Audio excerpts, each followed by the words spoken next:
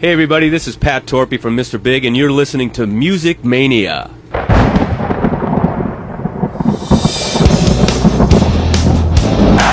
You ready for some screaming heavy metal? We rock! But the evil that men do lives on. We gonna bang your head! You are now listening to the Music Mania podcast, brought to you by CD Warehouse in Gladstone, the #1 hard rock podcast in the Midwest, featuring hard-hitting interviews with rock's living legends. And now, here's your host, Clint Switzer. Welcome to another edition of the Music Mania podcast. We are locked and loaded right here, musicmaniapodcast.com. That's where everything's archived. That's where you can check out all our previous interviews. Be sure to follow us on Twitter at musicmania_show. Of course, Facebook, Instagram, it's all there. Make sure you follow us. Appreciate you hitting that subscribe button on iTunes or YouTube, whichever way you choose to watch or listen to the show. We always appreciate it. And today, it's my personal pleasure to be able to welcome a huge guest, someone that I've admired for so long, one of the most respected personalities in all of metal, and that's Mrs. Doro Pesch, the metal queen herself, going to be joining us to talk about her upcoming U.S. tour, which starts September 8th in Worcester, Massachusetts. Doro is, of course, celebrating the 30th anniversary of the Triumph and Agony Warlock album. On this tour, playing the whole album front to back with special guitarist Tommy Bolin joining. It's going to be great. She's got just a few dates, starting, like I said, in September 8th in Worcester. Going to be September 10th in New York at BB King's, then the 12th in Detroit, the 14th in Chicago, the 16th in Los Angeles. That will wrap it up before she goes and does some more European stuff. She's got an album getting ready to come out, as she talks about. She's about 80% finished with it, so we're going to be talking to her about that. We're going to be talking about some of her collaborations, some of her favorite ones. She's done some great ones with Lemmy, with the Scorpions, with Udo Dirkschneider.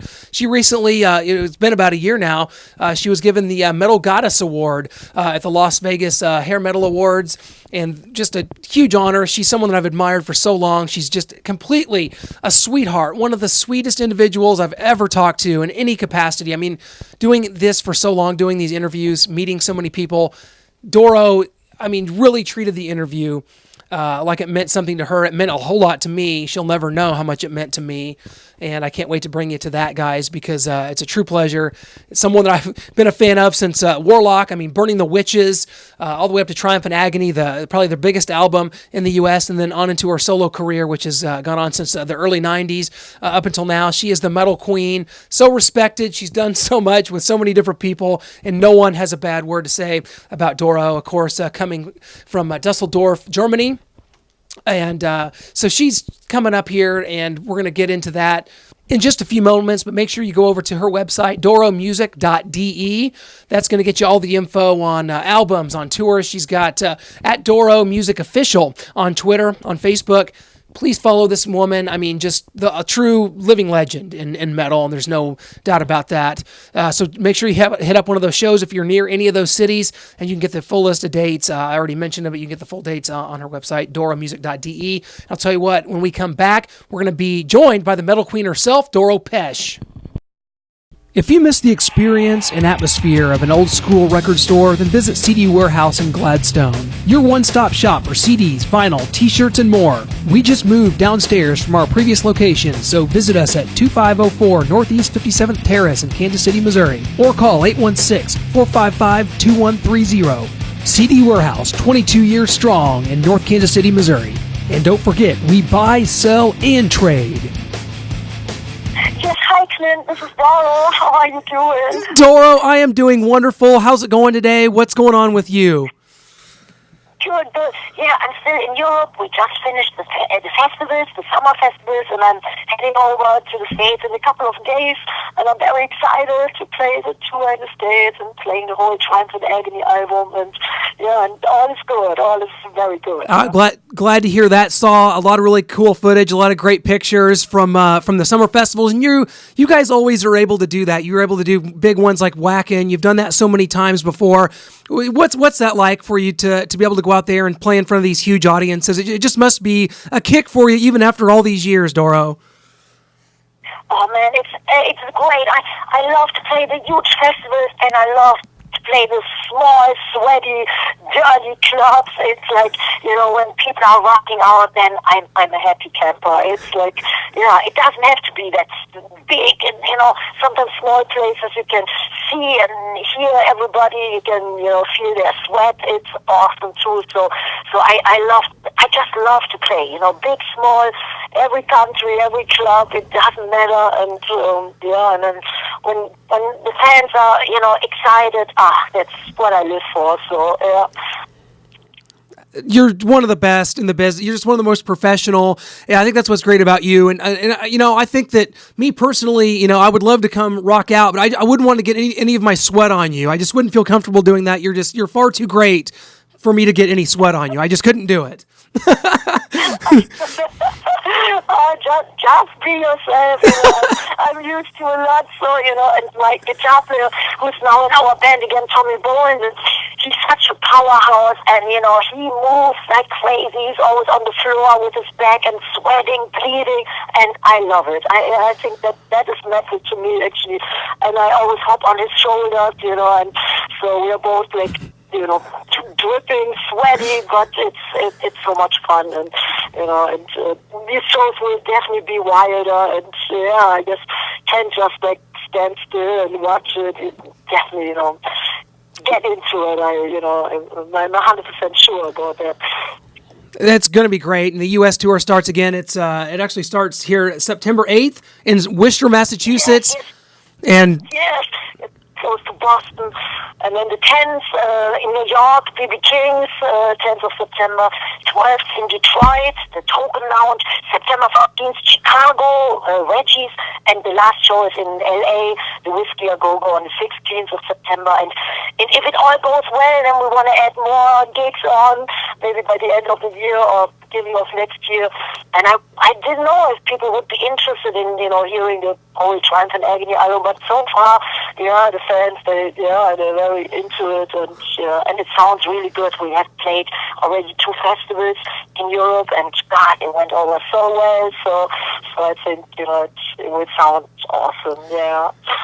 Well, and you're talking about celebrating the 30th anniversary of Triumph and Agony, of course, probably the biggest charting Warlock album here in America, so that should be huge. And not only that, but playing these songs, does it seem like 30 years ago? I mean, it can't be, because you still look the same, so it cannot have been 30 years ago that you released Triumph and Agony. It just can't be. And unbelievable, 8 times flew by. I tell you, I still feel it's like whatever, maybe it came out 5, 6, 7 years ago, but now 30 years later, and my life is so short. I can't believe it. When I started out, everybody called us the kindergarten band, because we were so young. My first bass player, he was 13 years old, and then my drummer in Warlock, he was 14 years old. So it's like, time flies. And definitely time flies when you're having fun. It's even, faster. Well, we can't wait for this. I tell you what, there's going to be. We're here in Kansas City, Missouri, so your closest ones in Chicago gonna have to come see you. This is going to be great. Anytime that Doro and your band that you're here in America, I just advise all American fans to come and support this. And when you're out at the Whiskey, you'll be able to go up to the Rainbow and cheers, to the Lemmy statue. I was just there, and I know Lemmy was a good friend of yours, and he's got his statue there at the Rainbow, right up the street from the Whiskey. So you'll be able to go pay tribute to your friend Lemmy. Yes. Yeah, actually, I just played in Wacken. I was a guest on the show from Amon Amarth. I sang this song with them. It's called A Dream That Cannot Be. And I was in Wacken, the backstage. They have another statue of Lemmy. It's so nice. And, and actually, you go into the festival and then Lemmy greets you. And it was such a nice feeling. And I saw it actually on a lot of festivals. Everybody had the Lemmy stage. And, and there was everybody was somehow connected to Lemmy. And it feels so good. And I certainly will go have a little whiskey in the Rainbow and say hi to Lemmy there. And that brings back so good memories. And it's very sad on the other hand, but on the other hand, that his spirit is always Lucille with us in the music, and yeah. Well, you've made so many connections over the years, and I know in the last year and a half there's been so many deaths, and Lemmy's was just one of so many. How do these affect you as someone, not only as a peer, but someone that was obviously a fan of these people, and to go back and to remember for someone like Ronnie James Dio, who you toured with in Warlock, you toured with Dio, and just what is it like? Is it kind of surreal for you when these people they pass away, or is it to you more like, hey, their spirit lives on and we can always remember them, or is it kind of hard on you? It is. I tell you, there's not one day where I don't think of Lemmy or Dio, and we were really great friends. I was great, deep, we had a deep connection, deep friendship with Lemmy, with Ronnie James Dio. We toured so many times, and we had a great friendship going. It's like, I think people like that, they will not, they will probably not be born anymore in this day and age. I think the real thing, we all learned from them so much, and they were definitely icons. I think so unique, and I'm so blessed that I even had the chance to to go on tour, talk, be friends, and unforgettable. There's a song on a new record I wrote for Lemmy. It's called "Living Life to the Fullest," and it describes Lemmy's life a little bit. It's a positive song. And on the last record, Raise Your Fist, we had a song for Ronnie James Dio. It was called Hero, but still, I tell you, I miss them every day. And there's some other great musicians who left us who did a duet with, or I was on tour with, for example, Pete Steele from Type of Negative. We did one song on our Fight album. He was so sweet, and Jimmy Bain, the Dio bass player. Yes. There are so many great people left us. I tell you, sometimes I feel, man, I can't handle it. It's so sad. And this tour we want to dedicate to a beautiful woman, and her name is Jane Train, and she had this bad accident, and she just died a couple of days ago. So we want to dedicate this Warlock tour to Jane, and she was great friends with our drummer Johnny D, and with Nick Douglas and Chris Caffrey, and they had this band Headbangers Ball together. I have never met her personally, but I love her. I feel so connected to her because of my guys. And Johnny always says, he said, man, you guys are kindred spirit, and you would have loved each other. I know that. So this next Warlock tour is dedicated to Jane, and so many great musicians, great people are leaving. We definitely have to, to live life every day, like it could be the last day, you never know. But I tell you, it's very sad. I always try to keep up a positive, good spirit, but sometimes at night, and I feel, oh man, it's like, it's tough. I miss him so much. Yeah, we all do, and I tell you, that's wonderfully said, and it really, things like, you saying things like that really keeps the memory alive, dedicating the tours to these guys. It's wonderful, and thank you for that. And I tell you, there's another thing that you have in common with Lemmy. Now, you guys are both big fans of Little Richard. I always heard that was his biggest influence. You also grew up listening to Little Richard. I feel like that he's some sort of underrated influence on lots of metal people. Little Richard was such an interesting and diverse character growing up. He's really is wildly influential to a lot of people in metal, isn't he? Yes, I heard it actually from lots of musicians. Actually, it was my first experience that I really got hooked to music, and I think I was like about 3 years old, and I listened to the song Lucille by Little Richard, and I was a little kid. I could just work my little record player, and I tell you, I listened to that song hundreds, thousands of times, and it was so energetic. And back then there was no heavy metal, so but other things which were great as well. And I think Little Richard, he had a personality which was outrageous, and the songs and his energy and his voice and his performance is it still inspires me. Sometimes when I feel I'm a little bit low on energy, or I feel sick, while you're on tour you can easily get sick or can get a cold or a fever.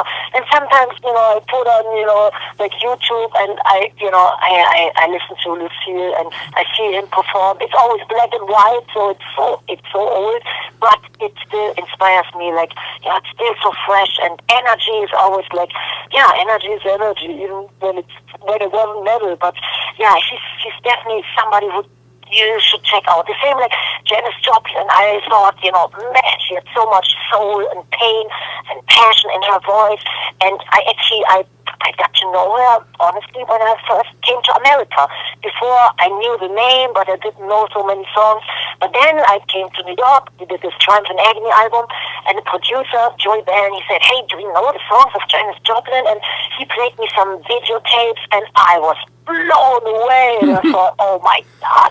No, I didn't. So there's good stuff out there. And when you need a lift, and sometimes listening to some old music, that's like very exciting as well. Yeah.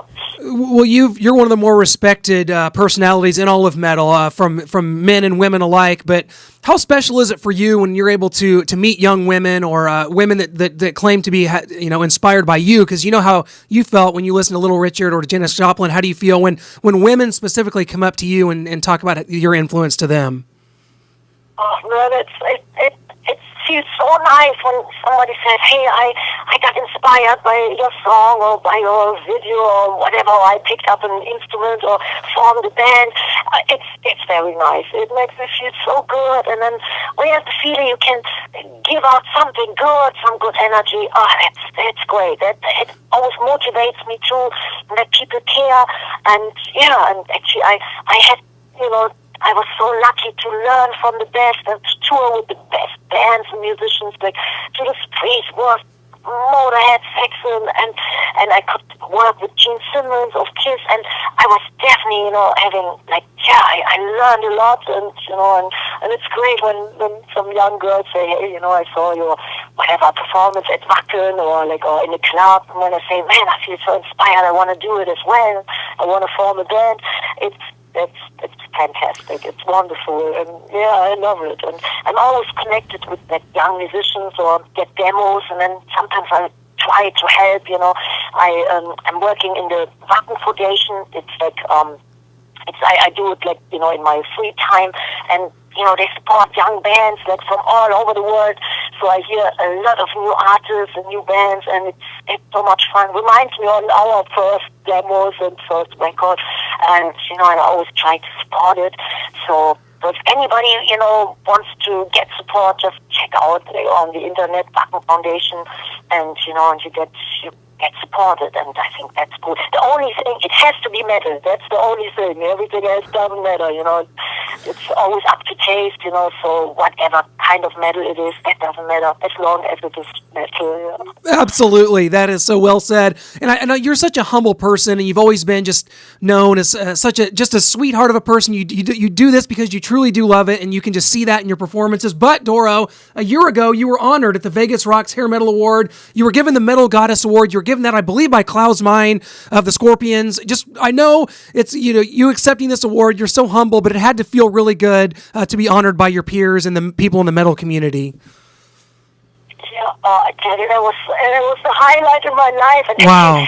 Klaus Meine was there, and the Scorpions, and Misty, they got, I think, the Lifetime Achievement Award or something, and I got this award from this beautiful lady, Sally is her name, and she is a singer herself, and she did, she talked about it, and, she brought me to tears. It was so nice. And then we did, some performances. We played Rainbow in the Dark and some other songs, and Dee Snider was there, and Kid Winger, the Scorpions, everybody. It was so many great musicians, so many great friends, and it was a wonderful day. It was last year for me really unforgettable, and I had the award here in my little living room, and because my apartment in New York City, actually in New York, it got flooded 2 times.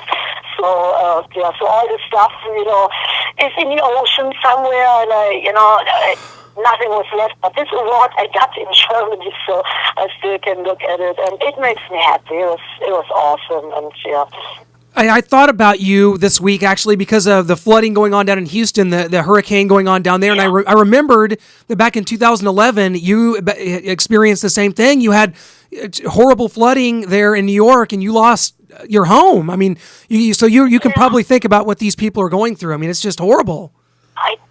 oh God, I know exactly how to feel, and when you lose everything, actually I lost everything twice. It was in 2011, and then I think it was in 2013 again, and I tell you, man, it's sometimes so sad. I don't care about, like, furniture and stuff, that didn't matter, but all, like, the photos, or I had a note from Ronnie James Dio, who wrote me a little letter after the tour, and stuff like that, you can never get that back, so that really hurt, and yeah, it was tough, and so I can totally relate to the people in Texas and Louisiana, and I feel so sad, and I definitely feel for them. I know exactly how it is, but I tell you, if you're healthy, that's most important. Everything else, you can deal with it, but your health, that's more valuable than anything. And as long as you're in good shape there, I think everything will work out. And there were so many people who helped me as well. That was really nice. And I saw on TV many people that were, like, helping that people got out of their homes. So yeah, but I know exactly how it is, and yeah. Well, I tell you what, before we let you go, we got to talk about this, because it's unbelievable now. The time flies. It's been 5 years since Raise Your Fist came out in 2012. I know you've kind of talked a little bit about maybe the next Doro album. What can you give us about that? And I know it's hard to work on an album when you're out touring as much as you do, but what can you tell your fans about maybe the next Doro album? Yeah, it's almost done, 80% done.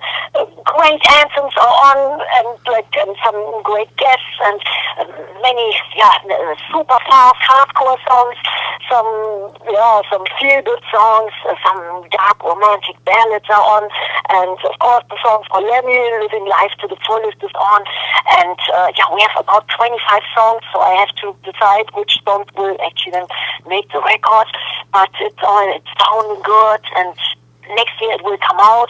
And last year we had our DVD coming out. It was called Strong and Proud. It was a 3 DVD and 1 live CD. So it was a big package from our last 30th anniversary, actually. That's the reason why it all took so long, like, to do another record. But what you just had between touring and stuff, usually we're non-stop on tour or playing summer festivals. So it's not anymore like we were doing it in the 80s, that we would go into the studio for a whole year or for 2 years, work on a record. I always work on the songs when I come back from touring or festivals. So it's usually more time on the road, which I love. But next year definitely the record will come out, and I'm hoping that people will love it. I think so far it sounds really good, and great songs, great melodies.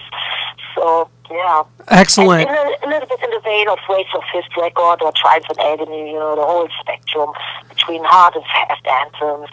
Absolutely. It's always great. We always look forward to new material from you. And really quick, I've got to know, because, Doro, you've done so many collaborations, be it on record or live performances. You've done things with the Scorpions, with Udo Dirkschneider, with Lemmy himself, with Gene Simmons. You did an out. Is there a collaboration that just kind of stands out to you as maybe your favorite? Because you've done so many things and done with so many great people. Is there one that kind of stands out to you?